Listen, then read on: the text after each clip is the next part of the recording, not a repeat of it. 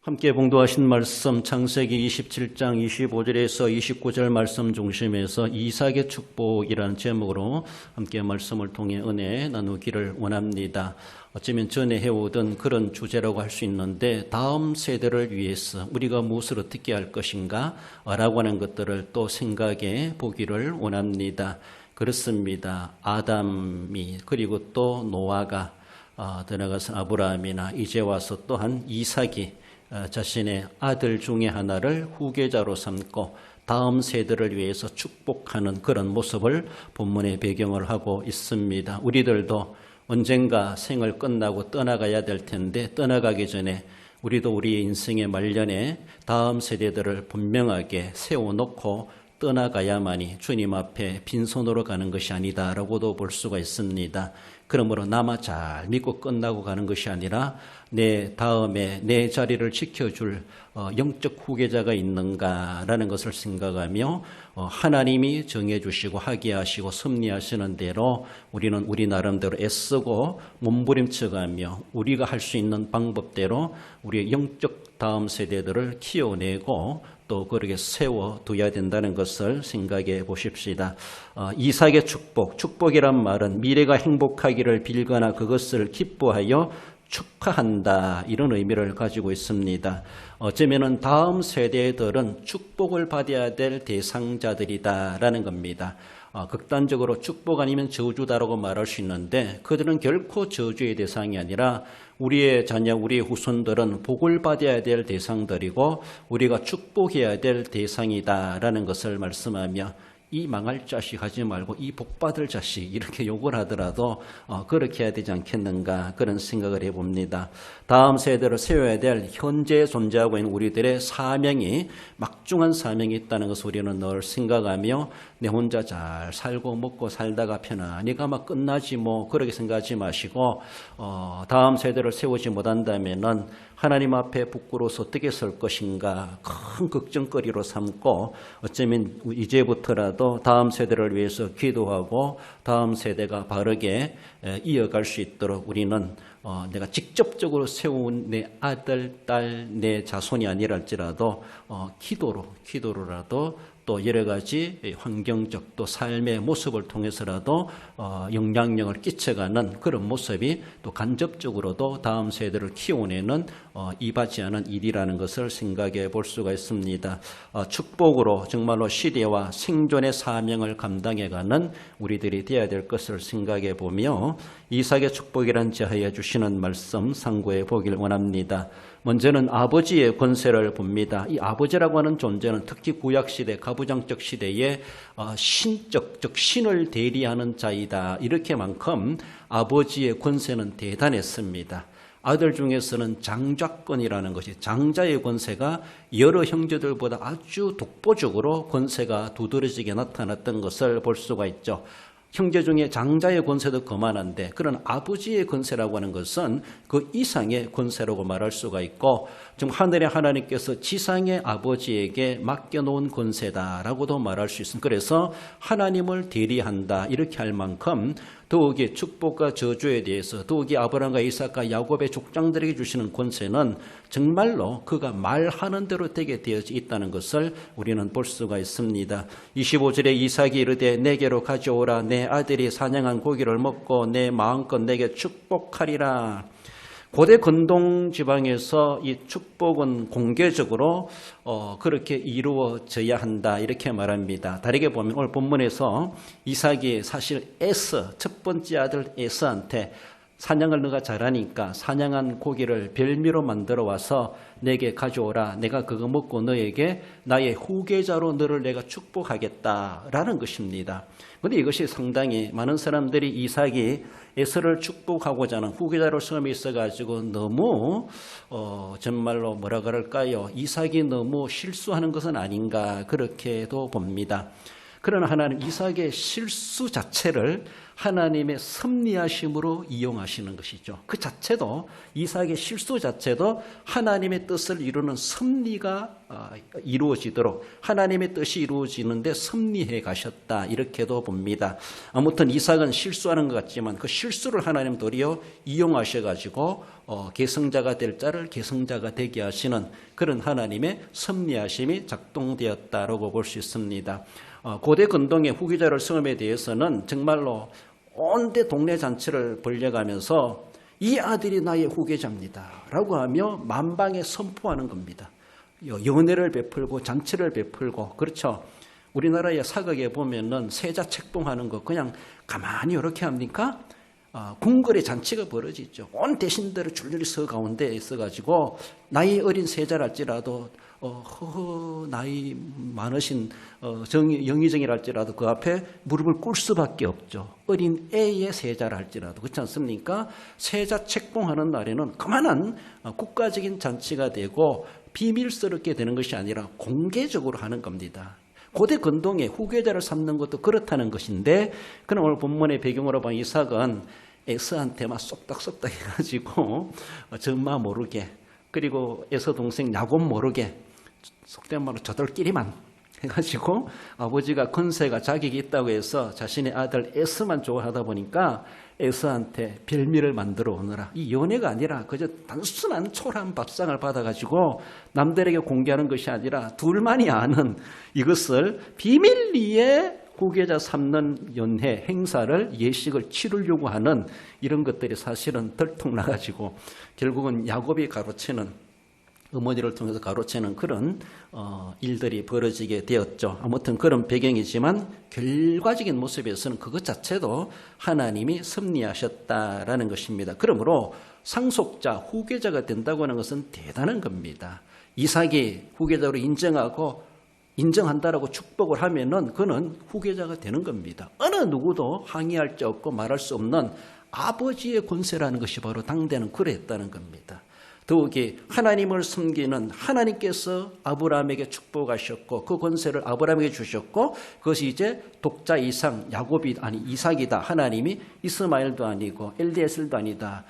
내 몸에서 날 자 이삭이다 라고 했을 때 이삭이 그것을 이어받게 되었고 이제 이삭이 그가 이제 어쩌면 말년이랄까요 자신의 두 아들 중에 누구에게 할 것인가 에서를 후계자로 삼고 하려고 했는데 결과적인 모습에서는 야곱이 그 자리를 차지하게 되었던 것을 볼 수가 있습니다.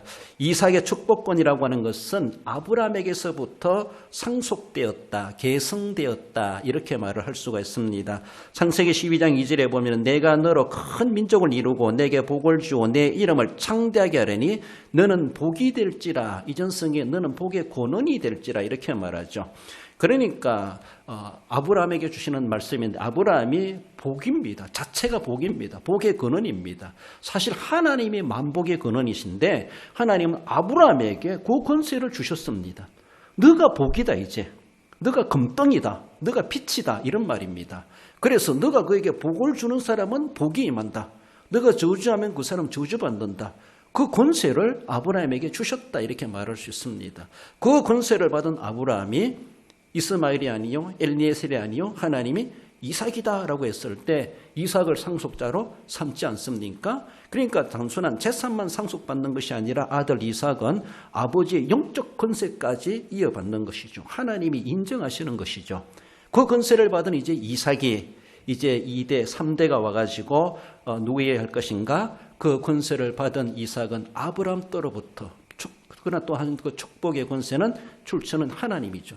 하나님으로부터 아브라함에게 있고 아브라함이 이삭에게 계승되었고 이삭이 이제 누구에게 줄 것인가? 이것이 이제 오늘 본문에 시행되고 있는데 아무튼 이삭이 아버지로서의 축복 권세라고 하는 것은 하나님을 대리할 만큼 하나님이 하시는 일로 신적 권위로 우리가 받아야 된다는 것을 말씀하고 그리고 아버지는 그 상속자 후계자를 삼아야 될 분명한 책임이 있다고 하는 것을 말씀하죠. 그리고 상속자가 될 만큼 잘 훈련시키고 길러내야 되죠.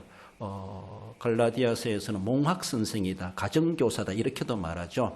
그래서 상속자가 되기까지 태어난 아들을 잘 길러가지고 때가 되었을 때 후계자 책봉식을 하게 되는 그런 모습이 있는 것처럼 오늘 본문에서는 이삭이 에서를 두고 비밀리 하려고 했다가 그 일들이 이상이 생겨났다는 것을 볼 수가 있습니다. 아무튼 아버지의 권세라고 하는 것은 그러하다는 겁니다. 여러분들 사실 이삭은 에서에게 줄라 했습니다.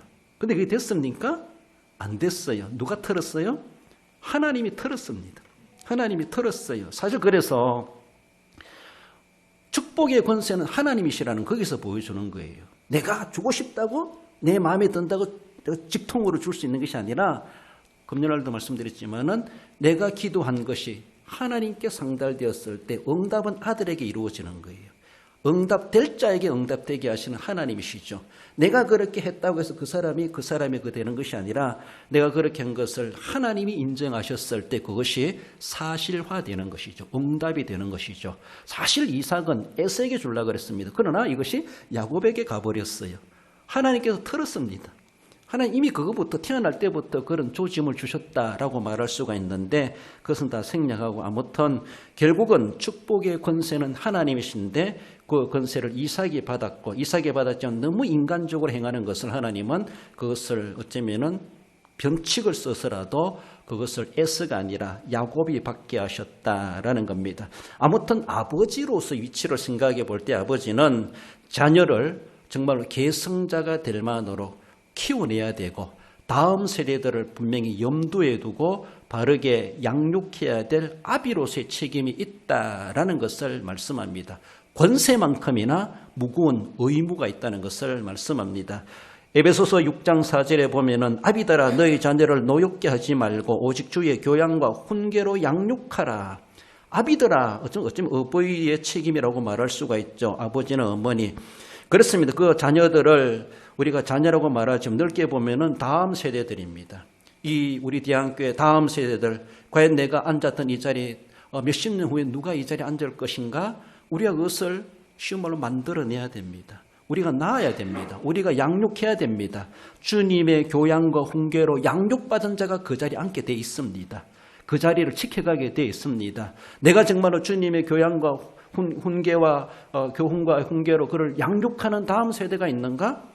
우리 여러분들 기본 주일학교라고 말할 수가 있죠. 그리고 우리의 후배들, 우리의 자녀손 세대들이라고 말할 수 있습니다. 그들이 내가 앉은 이 자리를, 내가 섬긴 이 교회를 우리는 지켜가야 되죠.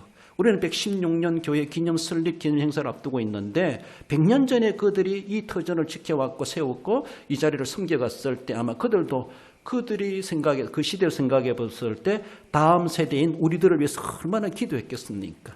그들이 얼마나 차곡차곡 쌓아가면서 기도를 쌓아왔겠습니까? 얼마나 신앙의 유산을 남기려고 몸부림쳤겠습니까? 이만한 예배당도 지었을 뿐만 아니라 이만큼 교회를 부흥시켜왔고 그래서 그들이 어떤 노력했는지 우리 다 알지 못하지만은 그들로부터 계승하여 물려받은 오늘의 현실 속에 우리가 이것을 누리고 있다라는 것이죠. 그만한 책임을 다하고 그들은 다 떠나가 버렸습니다. 이제 우리도 떠나가기 전에 오늘 이삭이 아들에게 축복하려고 하는 것처럼 그런 영적 아버지, 아비, 어버이의 권세를 가지고 우리는 우리의 다음 세대들을 이 자리를 채울 수 있도록 이 자리에 책임질 수 있도록 우리는 그렇게 양육해야 될 분명한 책임이 있다고 하는 것을 말씀합니다.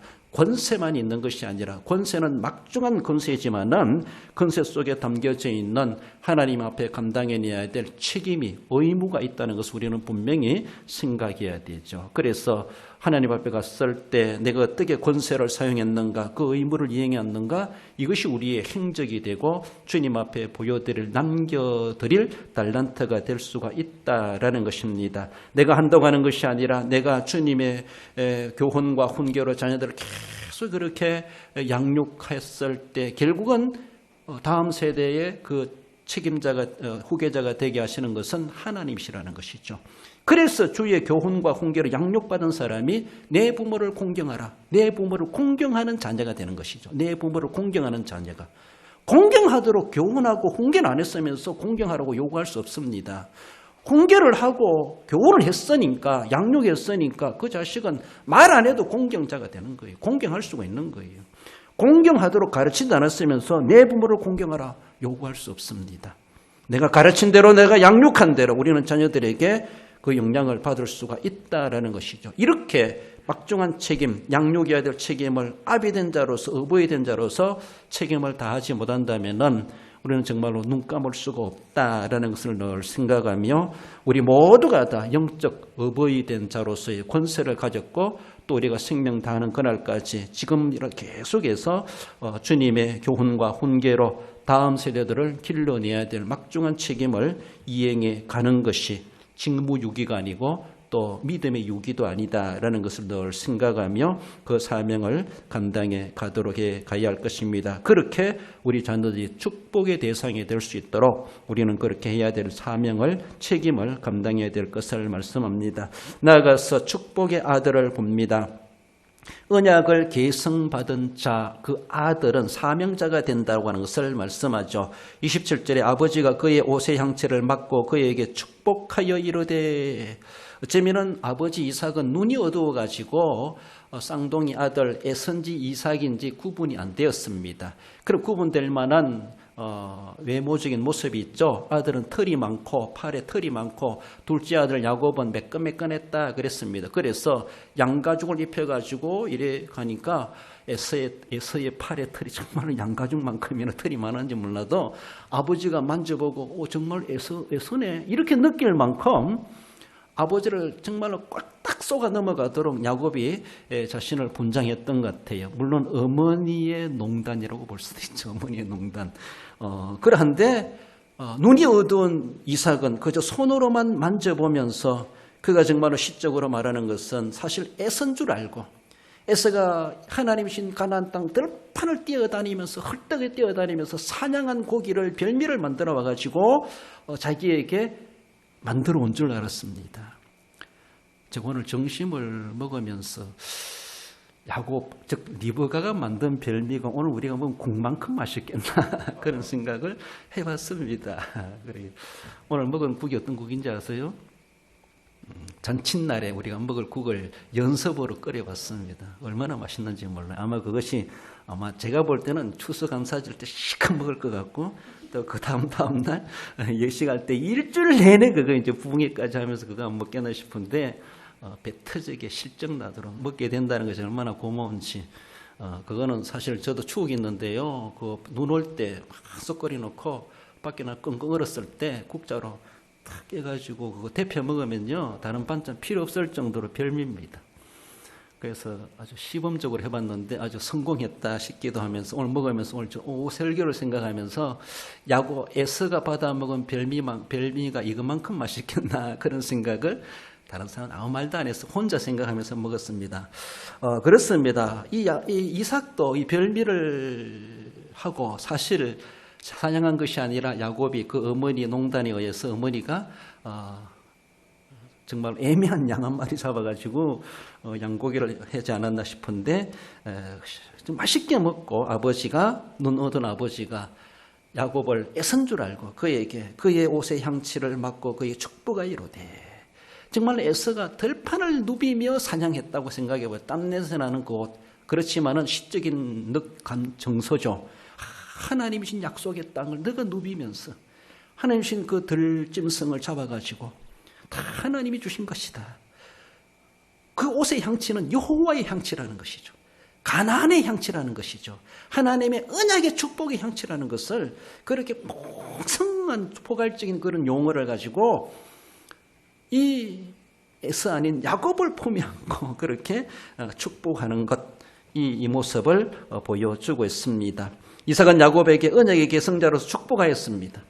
이제는 더 이상 물을 수도 없게 이미 하나님이신 신적 권세로 있기 때문에 무효할 수도 없고 취소할 수도 없이 되어버린 것을 볼 수가 있죠. 이제 야곱은 축복을 받은 자로서 동시에 그가 무엇이 주어지는가 하면은 아브라함과 이삭과 야곱이라고 하는 이 이름이 이어지는 것. 아브라함의 사명, 이삭의 사명, 그리고 그것을 야곱은 원하지 원치 않던 덥석 받아야 돼. 덥석 책임져야 됩니다. 나는 원하지 않는데 내 자리가 그러하다 이렇게 말하죠. 내 자리가, 내 직임이 그러하다. 안 할 수가 없다 이런 거죠. 하기 싫어도 해야 되는 것이죠. 야곱도 마찬가지죠. 자기가 이런 축복을 형의 축복을 가로채 가지고 받으면은 자기에게 어떠한 책임이 주어지는지를 알고나 받았겠는가? 몰랐을 것 같아요.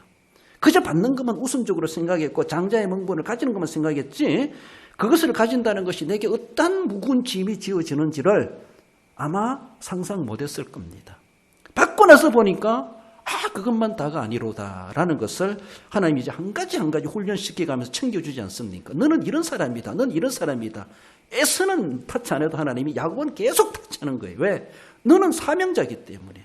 사명자도 모르고 그 축복을 받는지 모르지만은 아무튼 하나님은 야곱을 계속 챙기시는 것이죠.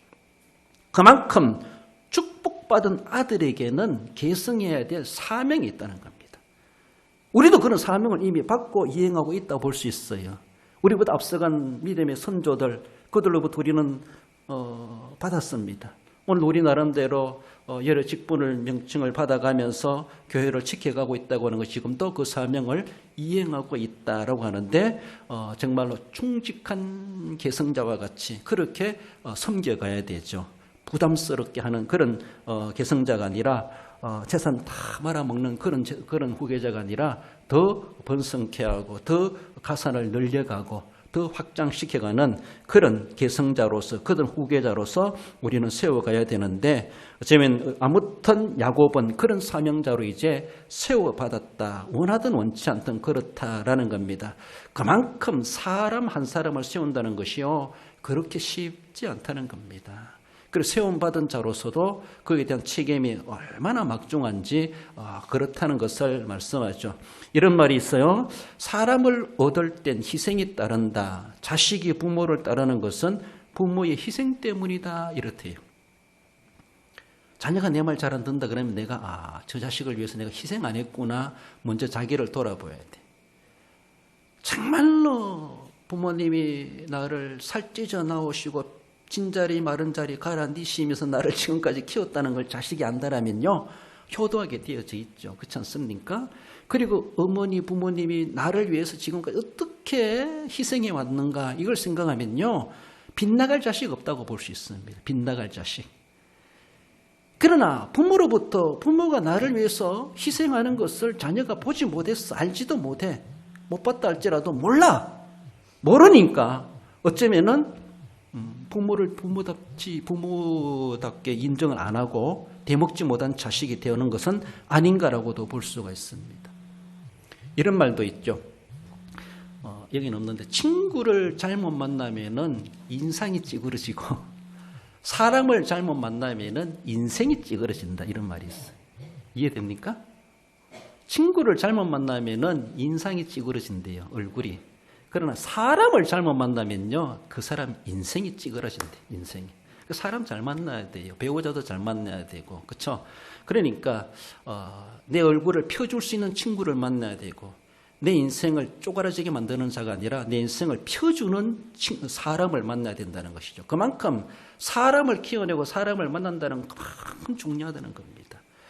뭐 잘 되겠지가 아니라요. 그래서 우리가 볼 때도 우리도 다음 세대들을 이 자리에 앉히게 하고 키워내게 내는 데에서는요, 삼고초려해야 된다는 거예요. 삼고초려. 또 삼고초라는 말은 삼국지에 나오는 말인데, 유비가 제갈량을 얻기 위하여서 유비는 그때 나이로 47세, 그리고 제갈량은 27살 청년. 그래서 이 유비가 하나의 이제 황조 같은 권세 있는 사람 아닙니까? 유비, 장비, 간우 이렇게 세 명이 의형제를 맺어가지고 중국을 다스리려고 하는 그런 모습 속에서 정말 적벽대전, 조조와의 싸움에 있어가지고 이길 수 있는 비결은 바로 이 제갈량을 얻는 겁니다. 제갈공명이라고 그러죠. 그런데 나이 많은 사람이 20살 아래에 있는 청년 이 제갈량이 정말로 뛰어난 책사라는 것을 압니다. 소개다 받아가지고 그 집에 찾아갑니다. 가보니까 초라한 초가집이에요. 거기 초려란 말은 초가집이란 말이에요. 그 초가집에 사는 젊은 청년 27살짜리를 이 유비가 20살 이인 어른이 거기에 찾아가가지고 내 사람이 되어주세요. 3번이나 찾아갔대. 3번이나. 초가집에 초라하게 살고 있는 청년 따위를 이 사람이. 중국 땅을 뒤흔들 사람이. 그러면서 거기서 나온 말이 삼고초려라면 삼고초려. 한 번 가서 문전박대 당했으면 기분 나빠서도 안 되고 저놈 죽이라 하면 끝나버릴 텐데, 그러나 그 사람이 참 인재라는 것을 알고 인재를 자기 사람 만들기 위해서 수구렸다는 것이죠. 나이 많은 것도 내려놓고 권세도 내려놓고 명예도 내려놓고 그 27살 청년을 자기 사람으로 만들기 위해서 3번이나 문적박대 당하면서 찾아갔다는 거예요. 거기서 나오는 말이 삼고초려다, 이런 말입니다. 그래요. 인재를 탄생시키고 인재를 얻는다는 것은 얼마나 귀한 것인지, 자존심 가지고 명예 가지고 체면 가지고 사람을 키울 수 없다는 것이죠.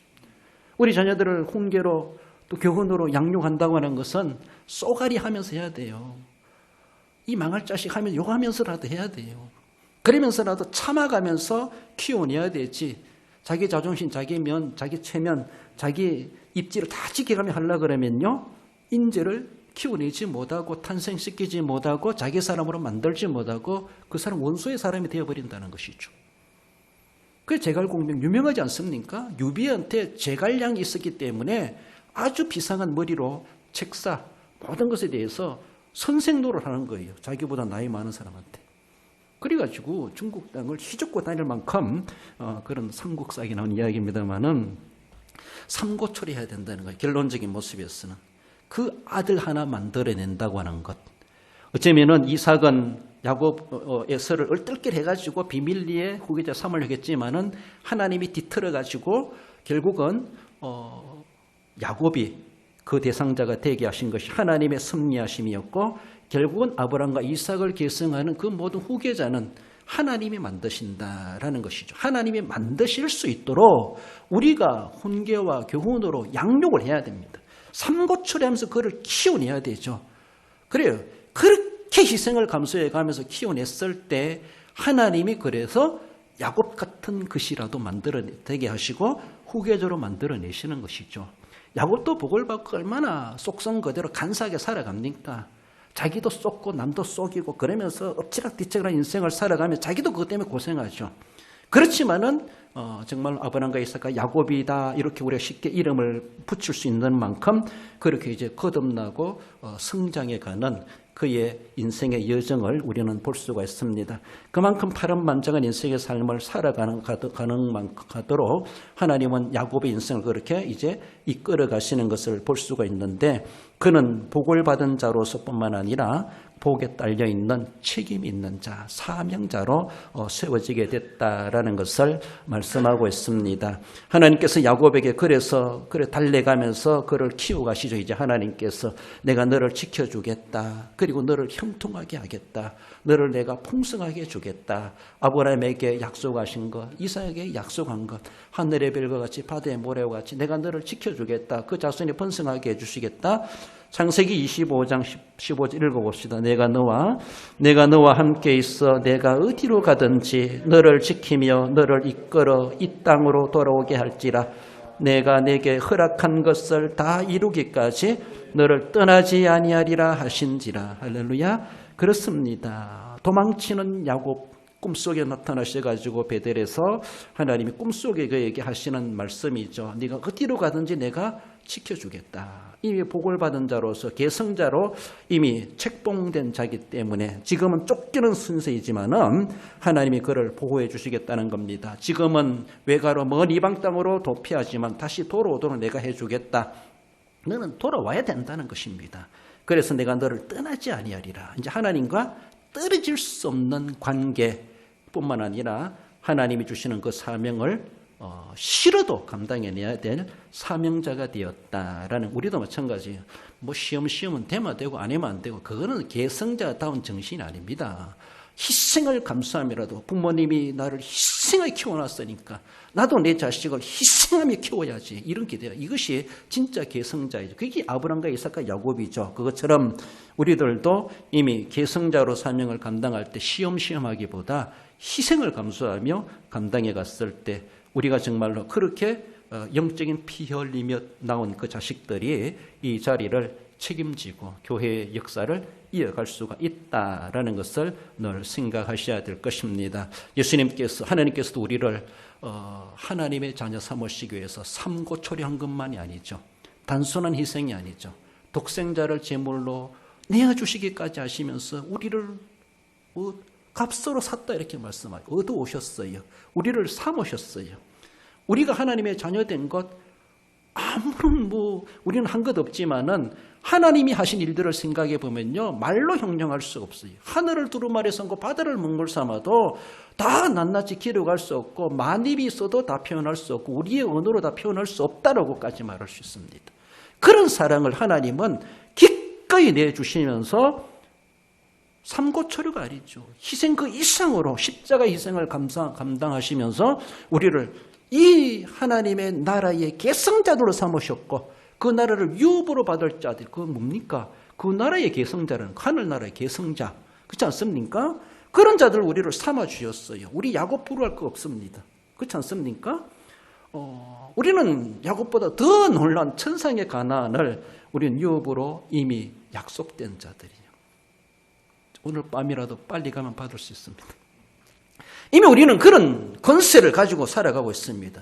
그러나 오늘 이 땅에 살아남고 있는 것은 그 권세를 자랑하는 것이 아니라 그 권세를 가지고 사명을 감당하러 아직도 남겨두고 계시다는 겁니다. 이 지상에서 그 사명을 권세받은 자로서 사명받은 자로서 구수감을 받은 자로서 예수님이 내가 너를 자녀 삼기 위해서 이렇게 한 것처럼 너도 네 아비처럼 희생하면서 네 자식을 네 후계자를 네 다음 세대를 그렇게 길러내서 이 자리에 앉혀놓아라. 이것을 하도록 하기 위해 우리를 아직도 데려가지 않는다는 것이죠. 우리는 결국은 언젠가 갈 날이 있겠지만은 그 가는 그날까지 하나님 내가 너를 지켜주겠다. 너를 분명히 돌아오게 하겠다. 내가 너를 떠나지 아니하겠다라고 말씀하시는 것처럼 지금도 야곱의 가는 길을 다 하나님이 동행하시고 도우시고 또 본토로 돌아오게 하셨다라고 하는 것처럼 우리를 그렇게 동행하시고 돕고 계시고 인도하고 계시다는 것을 늘 기억하며 내가 그런 후계자인데 내가 그런 상속자인데 내가 그런 사명자인데 늘 영적인 부담감을 가지고 삶의 현장에서 진짜 사명자로 사명을 감당해 가야 할 것입니다. 이것이 진정한 복받은 자이다라는 것을 말씀합니다. 마지막으로 이삭의 축복은 축복의 사명이 있음을 또 말씀하십니다. 그것은 하나님의 나라 권세라는 것을 말할 수 있습니다. 만민이 너를 숨기고 열국이 내게 굴복하리니 내가 형제들의 주가 되고 너를 저주하는 자는 저주를 받고 축복하는 자는 복을 받기를 원하노라. 다르게 보면 사명이지만은 축복할 사명. 할 수 있으면 우리는 축복해야 된다는 것이죠. 저주 아래 놓인 사람도 복이 임하도록 하라는 것이죠. 멸망받을 사람도 구원받도록 하라는 것입니다. 버젓이 두면 공범이 되는 것이죠. 가만히 두면 안 된다는 것. 사명 중에 어떤 사명이냐? 축복의 사명이 있다는 것. 축복의 사명. 축복할 사명이 있다는 겁니다. 앞에서 말씀 나눈 것은 계승자를 만들어갈 사명도 있고 계승자로서의 넓은 의미로 사명이 있지만은 그러나 중요한 또 구체적으로 말해 볼 때는 축복할 사명이 있다는 겁니다. 그래서 우리가 남을 이야기할 때도 저주스러운 말, 저속한 말들은 안 하는 것이 성경입니다. 성경적입니다. 그래서 화가 나더라도 복비는 말을 하세요. 복비는 말을. 축복하는 말을 이놈 잘 되라 이렇게 하세요. 그러면 잘 되라 이렇게. 가다가 발병날 하지 말고 가다가 돈 주스라 막 이렇게 욕하세요. 그러면 그런 축복하는 말을 하시라고요. 욕을 그렇게 하시면 그렇다고 욕하는 것은 아닌데 아무튼 화난다고 함부로 말하면 안 되지만은 아무튼 축복하는 말, 잘되란 말을 하시라는 것이죠. 말뿐만 아니라 삶 자체가 우리에겐 그런 사명이 있다라는 것입니다. 그렇습니다. 축복에 담겨진 사명이 있다고 하는 것, 축복과 사명은 별개가 아니라는 겁니다. 나는 복만 받고 사명은 안 하겠다. 그런 것이 아니라 내가 사명이 주어지는데 그 사명 중에 중요한 사명은 남을 축복해야 될 사명이다라는 것을 말씀하십니다. 아브라함이 이삭을 축복했고 이삭이 야곱을 축복했고 나중에 또 야곱이 12아들들을 축복하는 것처럼 그렇게 축복해야 될 사명이 우리에게도 있다. 역사적으로 우리는 그것을 전통으로 삼고 감당해 가야 됩니다. 에서는 사명과 상관이 없습니다.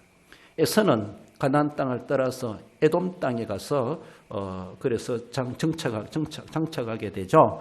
그가 가나안 땅 안 살아도 하나님 말하지 않습니다. 딴 데 가서 틀을 잡고 큰 민족을 이루도 하나님 아무 간섭도 안 합니다. 하나님 떠나가서 살아가도 하나님은 애서는 속담을 아는 채도 안 할 수가 있어요. 그냥 내버려 두십니다. 그러나 야곱은 아니죠. 말씀드린 것처럼 사사건건 간섭합니다. 너는 아니야. 넌 그러면 안 돼. 너는 성도야. 너는 교인이야. 너는 신자야. 너는 세례받은 사람이야. 너는 장로야. 너는 집사야. 너는 목사야. 네가 그러면 되니? 애쓰는 그래도 넌 그러면 안 돼. 세상 사람 다 그래도 넌 그러면 안 돼. 이렇게 말하기 얼마나 좋습니까? 하나님도 그 달랑 축복해 주놓고 얼마나 간섭이 많으신지. 달랑 축복이 아니라 그 축복의 권세라는 것이 얼마나 크면은 야곱을 하여금 인생 전체를 바치라고 말하지 않습니까? 인생 전체를 간섭하지 않습니까? 그렇습니다. 그래서 이방 땅에 가서 아무리 거부가 되어 부자로 거기에 정착하여 대기업을 거느리고 산다 할지라도 하나님 아니다. 다 청산하고 돌아가라. 가서 초가집에 살더라도 가나안 땅에 가서 살아라. 하나님은 그렇게 야곱을 인도에 가시는 것을 볼 수가 있죠. 창세기 46장 3절에 하나님이 이르시되 이것은 뒤에 말씀인데 애굽으로 내려가는 것도 그래서 이방 땅에 가서 사는 것도 하나님이 허락하시는 겁니다. 그래 너는 가나안 땅에 살아가야 되는데 하나님께서 여의치 못해가지고 기근이 왔으니까 애굽으로 내려가는 그런 말씀입니다. 하나님이 이르시되 애굽으로 내려가기를 두려워하지 말라. 내가 거기에서 너로 큰 민족을 이루게 하리라. 이방 땅에 살 때는 가나안 땅에 들어가라 해놓고 가나안 땅에 기근이 있으니까 물론 애굽까지 다 기근이 있지만은 요셉 시대에 그래서 요셉을 먼저 보내놓고 이제는 너가 이제 가나안 땅 떠나서 애굽으로 가라. 하나님이 잠시 이사 가도록 이민 가도록 그렇게 허락하시는 내용입니다.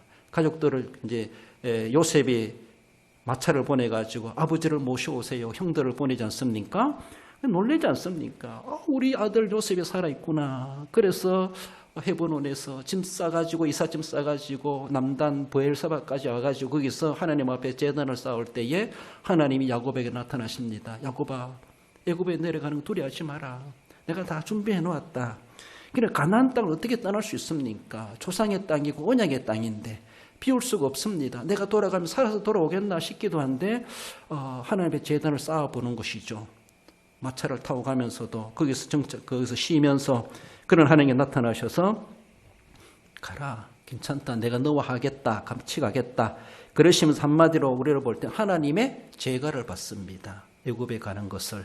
그리고 요셉이 너의 눈을 감기게 할 것이다. 그리고 언젠가 내가 너의 자손들을 되돌아오게 할 것이다. 이 약속을 야곱에게 주지 않습니까? 그 말씀이 창세기 46장 3절의 말씀입니다. 아무튼 야곱은 이방 땅에 가든지 가나안 땅에 살든지 뭘 하든지 하나님이 다 함께 하시고 간섭하십니다.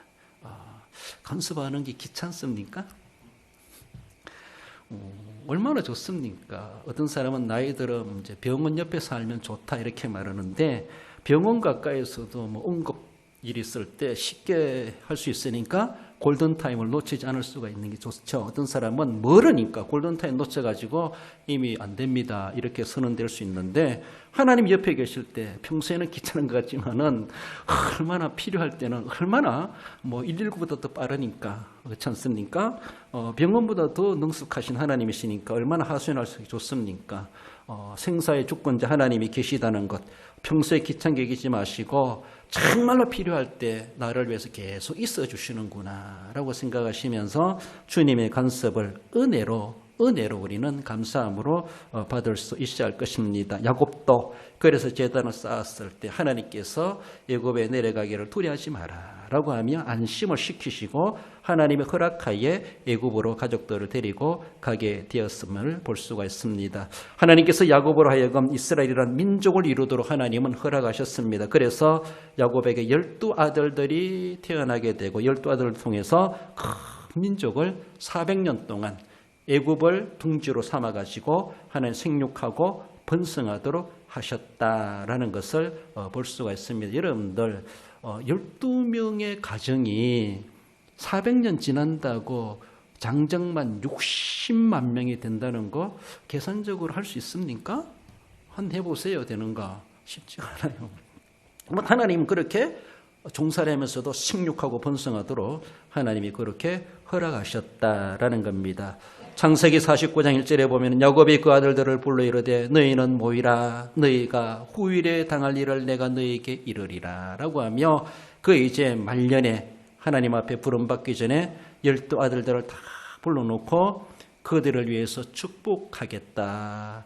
앞으로 당할 일을 내가 너희에게 이르겠다라고 하며 맏아들 르우벤부터 이름 불러가면서 한 사람 한 사람을 위해서 축복하고 어떤 유언적인 기도를 해주는 것을 볼 수가 있죠. 49장 28절 읽어봅시다. 이들은 시작.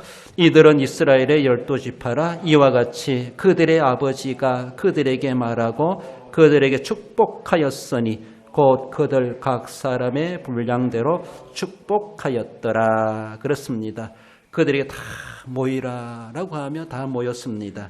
그래서 그들에게 축복했던 내용 성경 기자는 28절에서 이들은 12지파라 이와 같이 그들의 아버지가 그들에게 말하였고 축복하였다라고 하는 것을 말씀하시는 것처럼 말년의 임종심은 유언으로 축복하는 것이 아니라 늘 생활 속에서 기도로 축복하고 하나님 우리 자식들, 우리 자녀들, 우리 다음 세대들 하나님 잘 되게 해주세요. 너희가 후일에 당할 일을 내가 너희에게 이르리라고 말하는 것처럼 앞으로 그들의 당할 일에 대해서 하나님이 선한 길로 인도해 주시고 그들이 정말로 빗나가지 아니하고 자로나 우러나 치우치지 아니하고 다윗의 길을 쫓아 하나님을 섬기는 믿음의 가문, 믿음의 자녀손들 되게 하옵소서. 우리 가문을 위해서, 우리 교회를 위해서, 우리 민족과 나라를 위해서 우리가 평소에 축복하는 삶. 그래서 정말로 임종시에도 끊임없이 그 기도가 지속되는 것처럼 그런 우리의 모습들이 되어야 된다. 이삭의 축복, 이삭도 말년에 축복하는 것처럼 우리들도 결국은 말년이 아니라 늘 삶 속에서 지금부터 끝나는 그 순간까지 축복해야 될 사명이 있다고 하는 것을 우리는 늘 기억하시면서 우리는 축복함으로 복을 받는 자 되어야 될 것입니다. 우리 옆에 분에게 복 많이 받으세요 해보시죠. 시작. 그렇습니다. 내가 그 사람의 복을 빌면요, 그 사람 복만 받을 뿐 아니라 나도 복을 받는다라는 것을 기억하십시다. 결론적으로 읽어봅시다. 먼저 된 자로서 받은 권세와 책임을 가지고 희생을 아끼지 않고 다음 세대를 세우며 하나님의 나라의 확장과 발전 위하여 시대적 사명을 감당하는 성도가 됩니다. 그렇습니다. 잘생기고 못생기고 잘나고 못나고 마음에 들고 마음에 안 들든 아무튼 우리는 축복하는 책임과 사명이 오늘 이 시대적 사명이다라고 생각하시며 그 사명을 잘 감당해내셔서 하나님의 나라 확장해가는 일에 귀중하게 들어 쓰임 받으시는, 그래서 다음 세대를 든든하게 세우고 남겨놓으시고 보람된 삶을 살아가시는 우리 성도 모두가 되시기를 주님의 이름으로 축원드립니다.